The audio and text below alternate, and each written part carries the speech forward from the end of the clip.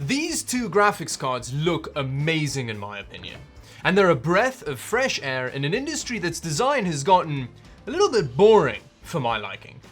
The thing is though, one of these graphics cards has a very good cooler on it, whereas the other one has a shockingly bad one on it. So let's compare the Waifu to the Andromeda.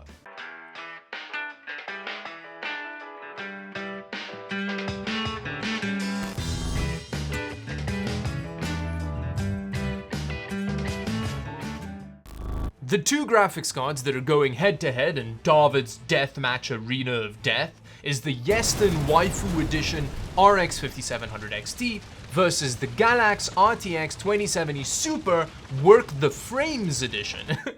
So basically it's a WTF card.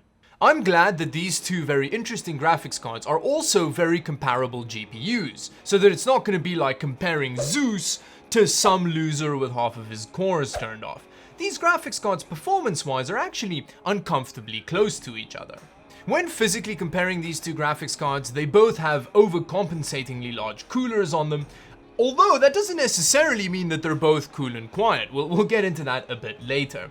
Now, aesthetically, I think the Waifu card is definitely more flamboyant than the Galax card. The Waifu card looks a little bit like Mattel directing a Bukake video, like it's pretty ridiculous. And when you plug it into a PC, it just rainbow lights up really crazily. You actually have no control over the RGB, it's just balls to the wall rainbow all the time.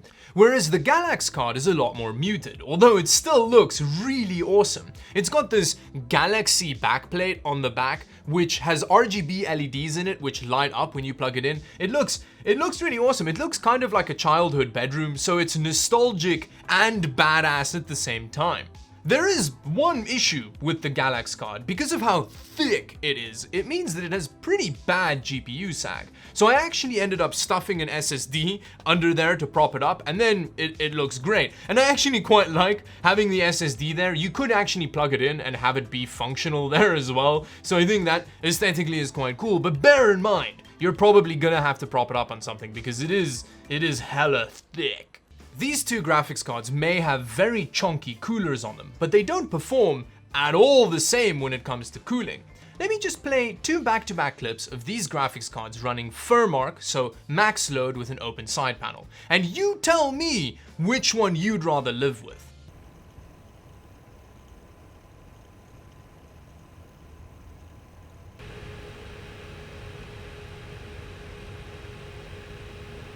It seems like when comparing the coolers, we have a little bit of a Zeus versus half-core loser situation going here.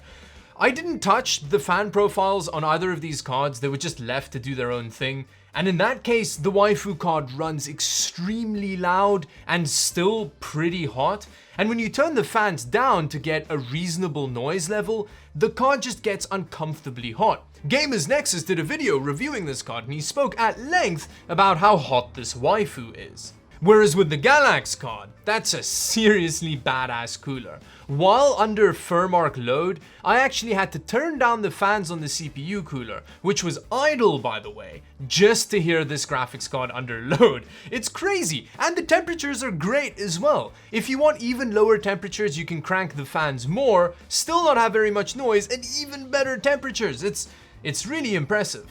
Before we get into the benchmarks, let's just do a quick rundown of the test system that I used to benchmark these two awesome looking giants. As far as the CPU goes, it's got an i7-9700K in it, overclocked to 5.1 GHz. To cool the CPU, Corsair sent over an H100i RGB Pro XT, which is an awesome looking, very RGB 240mm AIO. As far as RAM goes, Corsair also sent over 16 gigs of DDR4 3600 MHz Vengeance Pro RGB. The motherboard is an NZXT Z390 N7, and then all of that is in a BitPhoenix Dawn TG case, which again is very RGB. There's a lot of RGB all around here. And now let's have a look at all of the benchmarks that were run at 1440p.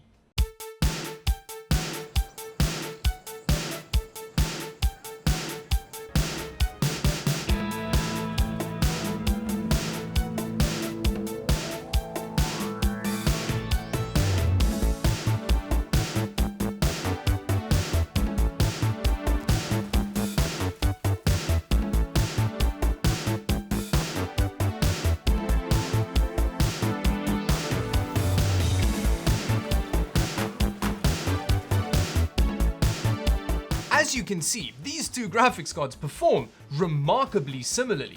I did redo all of these tests several times with various DDU driver wipes in between, and I always got similar performance results within the margin of error. In my subjective opinion, after spending a bunch of time testing these two graphics cards in the exact same system, when it comes to just the basic gaming experience that they offer, not taking things like ray tracing and DLSS into account, these two graphics cards offer essentially the same gaming experience. If you're gaming at 1440p with a higher refresh rate, either of these graphics cards would serve you very well. Now we've gotten to the very difficult part of this video, which is which one's better value.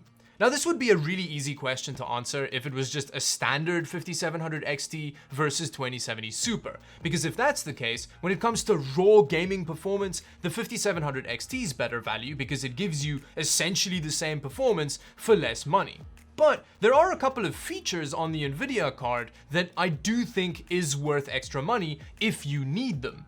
NVENC is one of them, it's really good for streaming, and then if you care about it, ray tracing and DLSS are another two features.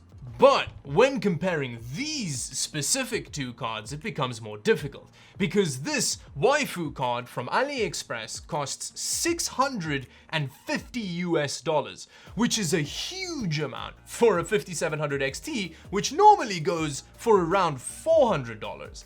Whereas this RTX 2070 Thick Boy edition is also more expensive, but you can't really seem to easily buy it anywhere if you live in the States. So the value proposition between these two is a bit of a moot point because they're kind of unicorns. They're difficult to find. So the moral of the story here is the waifu card is more available, but it's expensive and terrible, whereas the RTX 2070 Super is expensive and awesome, but it's also less available. So there's a bombshell on this video for you. Here are two graphics cards that people most likely won't ever get their hands on, and there's no point, is there? This was a complete waste of everybody's time. But still, they're cool graphics cards. I like the design, and there we go.